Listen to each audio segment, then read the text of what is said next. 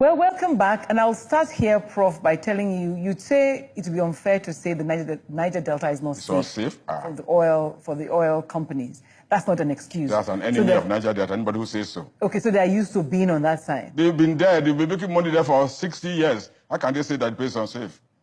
Okay. How did they make the money from? I've told you that money built Lagos, it built Abuja, it built Bauchi, it built Jos, it built Kaduna, it built Sokoto. Is that bad? Oh. It is unjust, she may say it's not bad, that you divert, you channel the wealth of one section, underdevelop that place, impoverish that place, and transfer through your illegal or your unjust laws, and transfer that wealth systematically. Okay. So that every month, 36 states in Nigeria, only 10 of those states contribute to the Nigerian Treasury, only 10. Lagos is one of them. The other 26 are economic pariahs. They are even parasites. They don't contribute. But once a month, they all gather in Abuja and share money. That is a worse robbery than what the agitation you're talking about. But then it's a federation. A federation is not a club for robbery. A federation means the constituent parts of that federation have autonomy over their resources.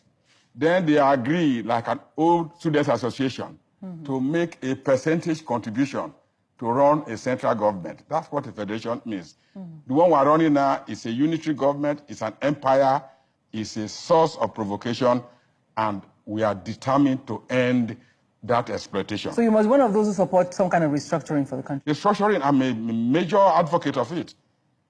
There's no escaping it. Restructuring means return Nigeria to 1960. We have not even moved beyond 1960. It will surprise you. 1960 said, regions, keep your wealth, but bring this amount to run government. 1963, the same thing. It is the soldiers who demolished that system. And since they demolished it, Nigeria has not enjoyed peace. But if that's going to happen, how is it going to happen when even the politicians haven't been able to sit down? It's a simple thing. We had a national conference in 2014. I was a delegate. And we worked out all the approaches in a pacific, peaceful way. You don't even need any... So what's holding it back? Those who are going to lose. Those who are going to lose from that justice. Are there any losers in this? The losers are that if, for example, if you are from Kano, and Kano has 44 local governments, every month, Kano carries 44 lorry loads of money from Abuja. Bayelsa State that owns Oloibiri, where the oil started, they have only 8 local governments. That is so obvious that unless you restructure, there will be no end to agitation. No, but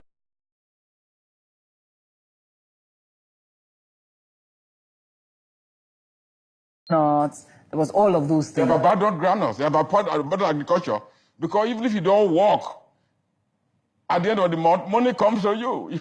You pay your workers. You can go to Hajj. That is going to end. That is the work that Pandef is doing now. And this has nothing to do with ethnicity, or because forget about ethnicity. For example, are you saying people hate to hear the fact that okay, the Hausas are lazy people, Igbos are thieves? It's not even Hausa. It's a ruling cabal. Forget about Hausa. They're everywhere. I don't know Hausa people in the motion here. It's not Hausa. What we are saying that what the Nigerian nationalists negotiated at the time of independence with the British was that we are going to have a federal government like India, like United States of America, like Canada, like Switzerland, like Ethiopia, like Australia. In those countries I've mentioned, there are 28 of them in the world, and they control 40% of the world population. Federation means each region or state or province, whatever name you go to it, has 100% control. So if your area is waterlogged, like Delta State is 48% underwater, it's not only oil and gas we have. That water is an asset. It's a resource. We'll convert it to wealth. We can use it to generate electricity. The corridor of the ocean, 200 kilometers of the ocean below the Delta State, we can locate 20 shipping yards there. Any ship coming from Europe going to Asia, we bet there. We will make money from there. Oil and gas are perishable. They are even polluters. The people who make progress in the world are not living on oil and gas. Are you leaders of the Niger Delta not also culpable? Because if you even, scale down and come to Delta, you'll find these Sokos and the Jaws and the Robos and the Undokwas all struggling for, okay, I'm marginalized, I'm not marginalized. So no, it's natural. It's natural when you throw some seedlings of corn to a brood of chicken, they will fight. So let's restore 100% ownership of resource to ourselves. We'll go and fight there. But at that time, each region or state will be struggling to put its best into the market.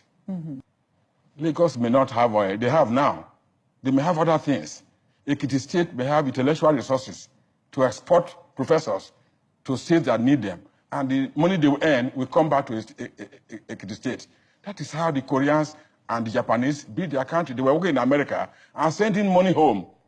That is how a federation operates. You exchange your points of strength. Okay, let me talk about this agitation now. You have the Masob agitation on one side. You have Boko.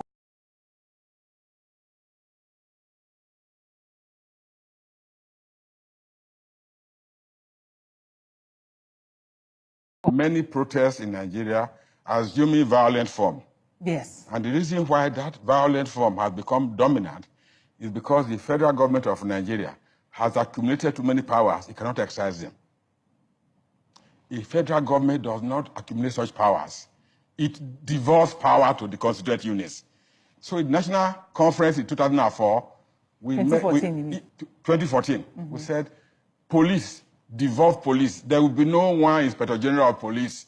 In 1960, each region had its own Inspector General of Police. How will this help the case, for example, in your state, in Abaka recently, when somebody's head was cut off by the cattle? If the Delta State has its own police formation, which is going to have in the next few years, and all things being equal, we don't need equality. We will fight it.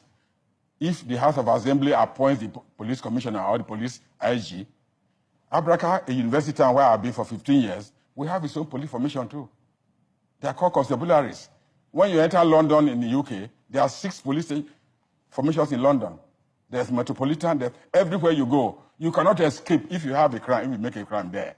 Because the thing has been devolved across. Because security is the primary duty of government. The Nigerian government, having accumulated all the powers under military regime, can no longer exercise those powers now. So it has allowed people who are angry to express that anger, and the government is incapable. They have 400,000 police in Nigeria. I go back to the example I gave to you. So if, for example, that somebody's head was cut off, it will be solved by the Abraka police. You won't wait for the IG to... You don't even need him. As it is now, the police commissioner in Delta State is from Katsina State. He doesn't know the state. Because of fear, he can't even enter the water area. That is not government. That is imperialism. And we are determined to terminate local imperialism. Let each area of Nigeria grow on its own strength. Let it develop according to the pace that it can fund. Let no area of Nigeria live like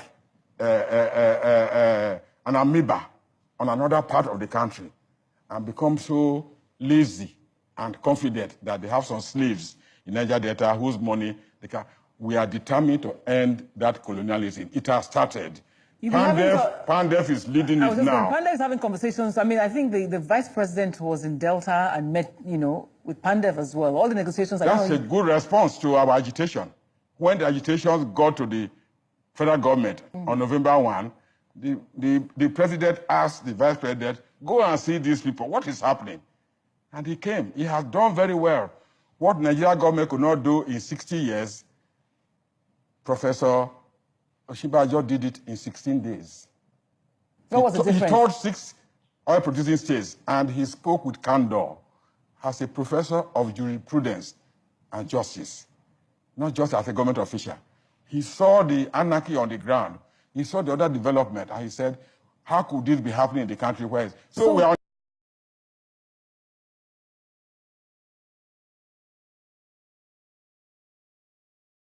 Former governor of Delta State. Yes, people say he's a crook, he's a thief, and you guys are hailing him. Yeah, if the population that he ruled over are saluting him, he could have bribed 5 million people. The people who are calling him those negative epithets are the people whose achievement challenged their authority. If we go into that matter, we won't live here. Those are the forces of hegemonic control in Nigeria, which make sure that if somebody of substance is emerging in that colonized part of Nigeria, they go for you. They went for Adakaboro, they went for Kesarawiwa, they went for Alamesia, he's dead now. They went for Ebori, they went for Lucky Benedion. Anybody who is standing up there Prof, that would be for another day, because the question is that the fact you're helping your people doesn't mean you will steal their money. I don't buy that. I don't know about how much money. I served there going for 4 years. I was a professor there. I never took a contract. I carried all the files of the contractors as chief of staff. I never took one. So when you talk about corruption, these are stories that you can manufacture in EFCs. I don't want to go into that. If you want to wind up now, you're saying justice and equity can only come from a true federation. Yeah. There must be a restructured. Luckily for us now, that clarion call now has a geographical spread. We in the Niger Delta are in the forefront of it because we know it will restore us to what was then 1960. The Southwest states, the 6 states in the Southwest, using Afenifere, are also involved. We meet regularly. Southeast, the most devastated part of Nigeria, they are in support of it. Those 3 zones are on one side. We met in Abuja last week, the Middle Belt. That's the first theater of slavery for the Northern oligarchy. They are also involved. In a few years, restructuring becomes inevitable because without it, there's no even moving forward. It is the lack of it that is making the government to face so many problems it cannot solve. They are exhausted because that was not the way that Nigeria was structured for governance. So restructuring is inevitable.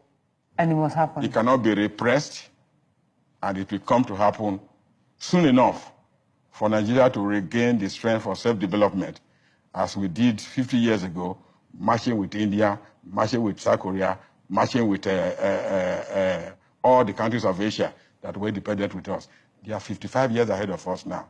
There's a lot of catching up to do. Thank you, Prof, for being my guest. Thank you for flying yourself all the way from Abraka to get here. You had one flight to catch all the way in Benin. I appreciate it. Thank you very much. On your terms.